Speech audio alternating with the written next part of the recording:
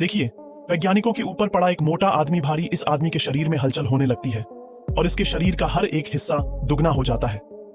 फिर वो दोनों को धक्का मारकर वहां से भाग जाता है। वो दोनों उसके पीछे दौड़ने लगते हैं क्योंकि वो दोनों असल में वैज्ञानिक होते हैं। तभी अचानक उस मोटे आदमी के सामने एक ट्रक आ जाता है। वो मोटा आदमी उस ट्रक के ऊपर से एक लंबी छलांग मार देता है। ये देखकर वो दोनों वैज्ञानिक हैरान रह जाते हैं। वो एक बिल्डिंग के ऊपर जाकर ऐसे खड़ा हो जाता है जैसे मानो जमीन पर खड़ा हो, और फिर वो उन दोनों वैज्ञानिकों को देखकर हंसने लगता है और वहां से भागने लगता है। तभी उन दोनों में से एक वैज्ञानिक ने हुक गन उस मोटे आदमी के ऊपर चला दी। वो गन जाकर उसके पिछवाड़े में लगती है।